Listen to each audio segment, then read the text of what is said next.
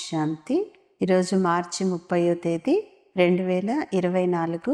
సాకార మురళి సారాంశము. మధురమైన పిల్లలు, ప్రాణదానం ఇచ్చేవారు తండ్రియే. వారు ఎటువంటి జ్ఞానం ఇస్తారంటే దాని ద్వారా ప్రాణదానం లభిస్తుంది. ఈ విధంగా ప్రాణదానమును ఇచ్చేటటువంటి తండ్రిని ప్రేమతో స్మృతి చేయండి అంటారు బాబా. ప్రశ్న: ఏ ఆధారంపై 21 జన్మల వరకు మీ భాండాగారాలన్నీ కూడా నిండుగా ఉంటాయి? సమాధానం: సంగమయుగంలో పిల్లలైన మీకు ఏ జ్ఞానమైతే ఉంటుందో అది సంపాదనకి ఆధారం. ఈ చదువు ఆధారంపై భాండాగారాలన్నీ కూడా నిండుతాయి. ఈ చదువు ద్వారా 21 జన్మల సంతోషం కూడా మీకు లభిస్తుంది. మీకు కోరిక కలిగేందుకు అసలు అక్కడ అప్రాప్తి అనేటటువంటి వస్తువు ఏది కూడా ఉండదు. మీకు లభించలేదు అనే వస్తువు అక్కడ ఏది ఉండదు.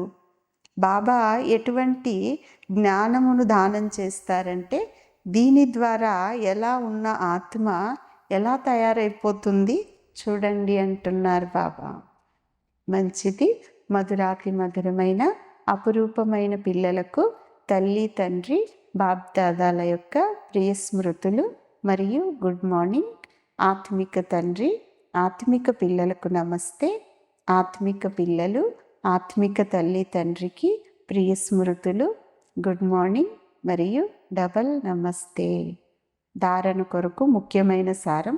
మొదటి పాయింట్: ఈ పాడైపోయినటువంటి పాత ప్రపంచాన్ని తీర్చిదిద్దేందుకు ముందు స్వయాన్ని తీర్చిదిద్దుకోవాలి. బాబా స్మృతి ద్వారా మీ బుద్ధిని రిఫైన్గా చేసుకోవాలి, అంటే బుద్ధిని శుద్ధంగా చేసుకోవాలి. రెండవ పాయింట్: పరస్పరం ఆత్మిక సంభాషణ జరపాలనే కానీ వాద ప్రతివాదనలు కాదు. జ్ఞానాన్ని ధారణ చేసి స్వర్గం యొక్క భండారాన్ని నింపుకోవాలి. ఈరోజు వరదానం: స్వమానమనే సీటుపై స్థితులై శక్తులను ఆర్డర్ ప్రమాణంగా నడిపించేవారు విశాల బుద్ధి భవ.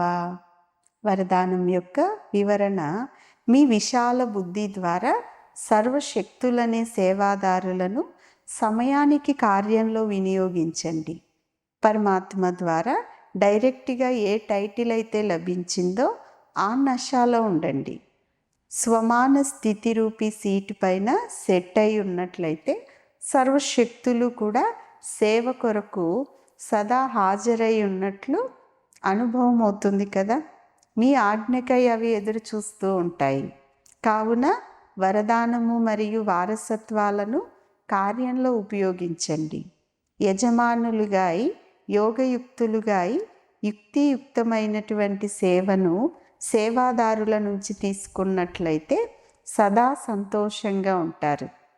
పదే పదే అర్జీలు పెట్టరు అంటారు బాబా. స్లోగన్: ఏ కార్యమునైనా ప్రారంభించే ముందు సఫలత శ్రేష్ఠ బ్రాహ్మణ ఆత్మనైన నా జన్మసిద్ధ అధికారము అనేటటువంటి స్మృతిని ఇమర్జ్ చేసుకోండి. మంచిది. ఓం శాంతి.